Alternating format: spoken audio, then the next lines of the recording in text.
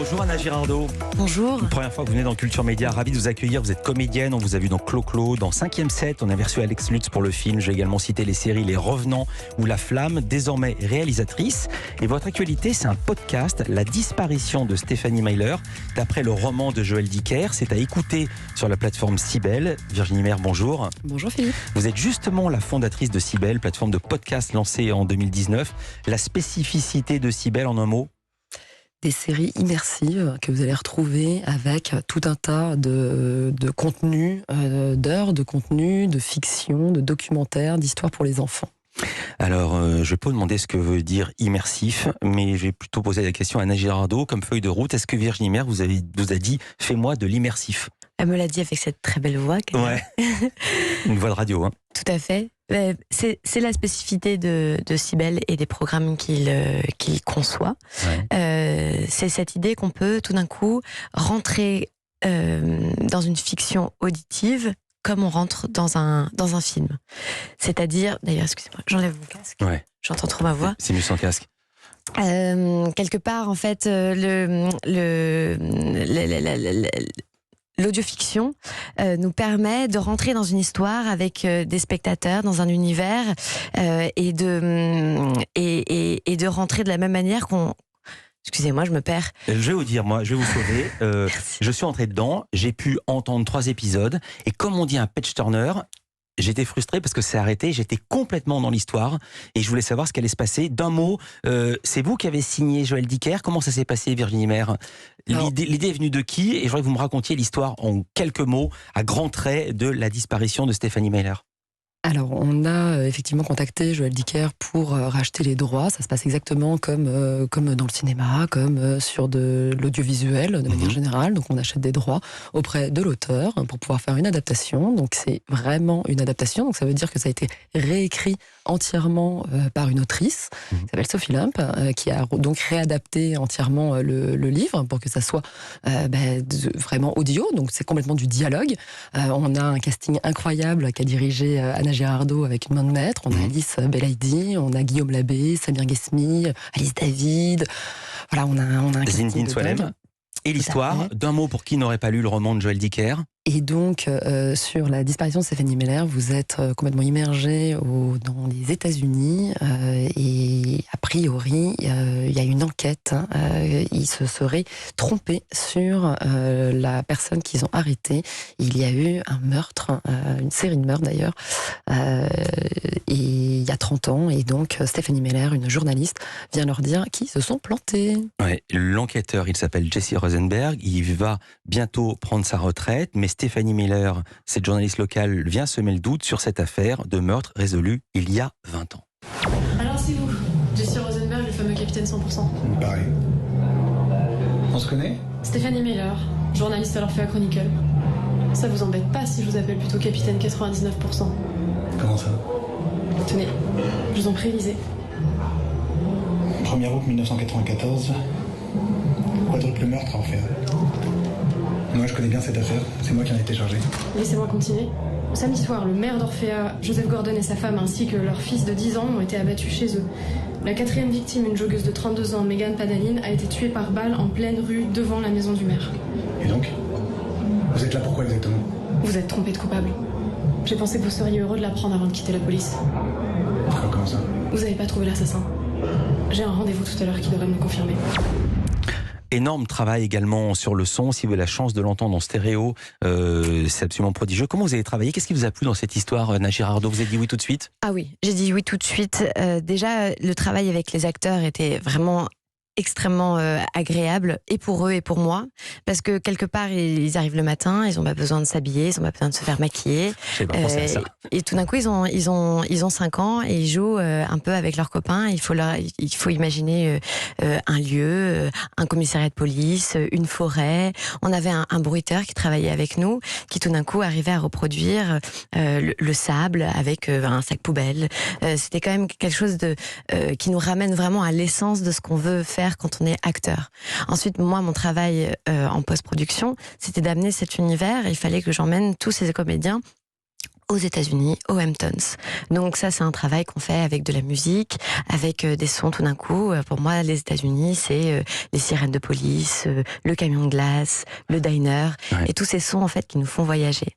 Et tout ça mélangé nous emmène dans cet univers et nous transporte réellement dans le roman de Joël. Et il y a même le son de la télévision. On va entendre les premières secondes, en quelque sorte le générique. Venons d'apprendre. Le maire de la ville d'Orphéa et sa famille ont été retrouvés morts à leur domicile. Meurtre au paradis. Ce quadruple assassinat qui traumatise la ville d'Orphéa. Une enquête a été ouverte. La police a commencé à interroger l'entourage du maire. La disparition de Stéphanie Meller. Une création si belle. D'après le roman de Joël Dicker, adapté par Sophie Lemp. Réalisé par Anna Girardot. Une production Showcast. C'est un générique de podcast, mais on dirait un générique de cinéma avec le nom du réalisateur, en l'occurrence une réalisatrice, et même le nom de la société de production. Virginie Maire, il manque plus que l'image. Elle ne sert à rien, l'image. Ouais. On a notre imaginaire qui nous crée nos propres images. C'est ça qui est génial avec une série aussi immersive que celle-ci. Non, mais je veux dire par là que c'est très très ambitieux. Auparavant, on écoutait des podcasts, c'était des histoires, et maintenant on les signe, on donne les noms de tout le monde. Ça devient une équipe, quoi. Elles sont aussi beaucoup plus ambitieuses dans la production en elles-mêmes. Donc oui, c'est vraiment, on fait ce que décrit Anna et comment est-ce qu'elle a réalisé cette série. On est vraiment dans le même process de production finalement que sur de l'audiovisuel. Donc oui, on reprend ces codes-là. Je ne vais pas demander le salaire des uns et des autres, mais vous avez dit une fois que le coût d'une histoire audio était variable, ça allait de 15 000 à 100 000 euros. Là, j'imagine que la disparition, c'est dans la fourchette haute. C'est une série extrêmement ambitieuse. C'est-à-dire, ça coûte combien, une série comme ça? Et comment on retrouve ces copecs?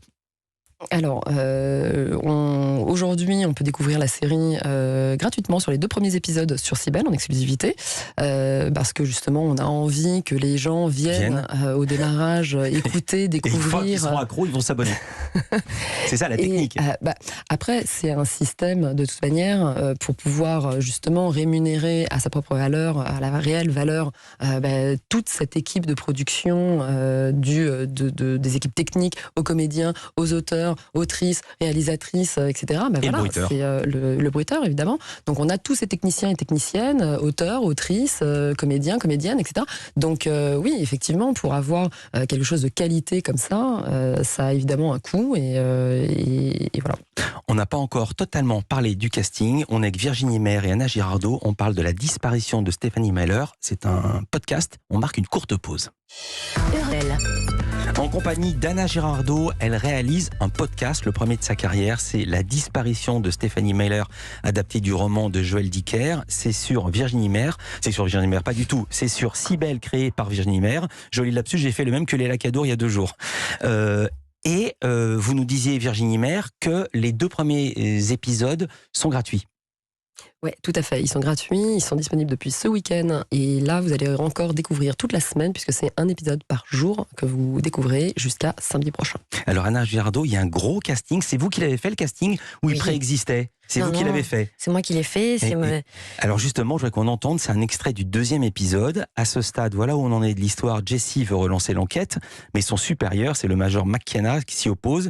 Il prétend que l'affaire est bien résolue et il met la pression à Jesse, à qui il n'accorde que quelques jours pour avoir des preuves.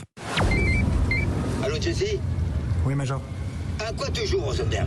Le maire d'Orphéa ne me lâche pas. Il dit que tu fais paniquer tout le monde avec cette pseudo-disparition. Il ne parle que d'une chose, son festival de théâtre qui aura lieu dans quelques semaines. Et il dit qu'à cause de toi, ça va être un putain de fiasco. Major McKenna, c'est la vie d'une jeune femme qui est en jeu. Je suis sûr que sa disparition est liée à l'affaire de 94, le quadruple meurtre. Mais qu'est-ce que tu racontes? L'enquête est bouclée depuis longtemps, tu le sais aussi bien que moi. Anna Girardot, on a bien reconnu la voix du major McKenna. Vous n'êtes pas allé chercher bien loin, c'est votre papa, Hippolyte Girardot. Je suis allée chercher le meilleur. Ouais. Allez, quel effet ça fait de diriger son papa? Là, je suis sérieux. Et ben alors, je n'ai pas réalisé que ce que j'étais en train de faire jusqu'à ce qu'il arrive sur le plateau et je me suis dit, merde, oui. C'est mon père. Ouais.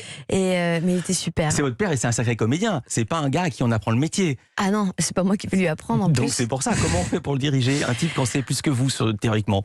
Et je l'ai laissé faire et puis après je l'ai ramené là où je voulais l'emmener et puis il est très malléable en plus. Ouais. Et puis c'est amusé. L'important de toute façon pour tous les comédiens, c'est qu'ils s'amusent. C'est ce que je voulais parce que ça s'entend, tout s'entend, tout se voit. La non-concentration, un texte non su s'entend. Comment ça, un texte non su? il faut connaître son texte quand on fait un podcast. Je veux dire, je pose une question de béotien, moi qui suis pas du tout comédien. Je pensais qu'un podcast, l'avantage, c'est comme une lecture, on a la feuille avec soi. Alors ça, c'est ce qu'on pense, et ce que les comédiens pensent aussi. Malheureusement, en fait, la lecture, ça s'entend aussi. De jouer et de lire, c'est pas la même chose. Vous avez raison, il y a des gens qui font de la radio, on entend qu'ils lisent, et d'autres, ça s'entend pas. Voilà, après, il y en a qui arrivent au bout de quelques prises, en fait, le texte est su par l'acteur, et donc il joue beaucoup mieux que la première fois quand il le lit. Virginie Maire n'aime pas parler d'argent, mais est-ce que Hippolyte Girardot vous a fait un prix d'amis? Est-ce que vous avez fait un prix famille? C'est que pour moi, du coup, les questions d'argent. Bah évidemment, c'est vous qui avez le chéquier. Est-ce qu'Hippolyte Girardot vous a fait un prix d'amis ou pas du tout? Alors, Hippolyte Girardot, comme tous les comédiens, est-ce qu'il a été payé d'abord? Ouais. Il y a une enveloppe, évidemment, pour les comédiens. Ils ont leur cachet. Et non, je ne vais pas donner le salaire d'Hippolyte Girardot si c'est ça que vous voulez, Philippe. Non, de toute façon, je ne vais pas le demander. Sibelle n'est pas producteur. Vous fonctionnez comme une plateforme de SVOD, c'est bien ça? Alors, on fonctionne comme une plateforme de SVOD, mais ça veut dire qu'on finance en fait toute la création. Donc c'est nous qui finançons, pour continuer à parler d'argent, toute la production. Et donc là, en l'occurrence, c'est produit par une boîte de prod qui s'appelle Showcast, qui a produit ça. C'est pas la première prod qu'ils font pour nous. Donc ils avaient fait Dive aussi avec Alice David d'ailleurs. Il y a déjà 1 an et demi. Alors on parlait de Sibelle, ça marche de mieux en mieux. L'abonnement c'est 3,99 € par mois, 39,99 € par an. Combien d'abonnés payants avez-vous en ce moment et à combien serez-vous rentable? Alors, je donne pas, et vous le savez, nos chiffres par rapport à ça. Ce qui est important de voir sur l'évolution, en l'occurrence, de la consommation, c'est qu'elle est en grosse croissance, que, comme vous le savez, on a des contenus pour les adultes, des contenus pour les enfants. C'est toujours un grand moment de consommation, parce que c'est un moment où les gens prennent le temps, justement, de découvrir des nouvelles plateformes, des nouveaux services qui vont permettre d'avoir accès à de la culture, à du divertissement. Cet été, si je suis bien informé, vous avez signé un accord avec Disney. Oui, tout à fait. Cet été, on a signé un accord avec Disney. Qui consiste en quoi? Aujourd'hui, on a plus de 50 titres en fait, de Disney qui vont du Roi Lion aux Indestructibles, au Livre de la Jungle, et qui sont en distribution sur Sibelle. Et vous avez également signé un accord avec Free, et également, si je suis bien informé, avec Red, qui est une marque de SFR, c'est bien ça? Oui, tout à fait. Aujourd'hui, on est distribué par SFR, par Red, par Freebox, donc maintenant sur télé également, puisque il s'avère que la consommation de l'audio sur télé est aussi en grosse croissance. C'est-à-dire, ça se passe comment? C'est-à-dire, les gens allument leur télé, il y a un écran de veille, ou est-ce que la télé se met en écran noir et on a juste le son? Comment ça se passe techniquement? Alors, on va avoir la même plateforme que on a aujourd'hui disponible sur iOS, Android, tablette, web aussi, puisque on est aussi disponible en web. On est aussi sur Alexa, en enceinte connectée. Donc là, on n'a pas d'image, donc ça c'est un peu plus compliqué pour la découvrabilité des contenus. Donc on travaille énormément là-dessus.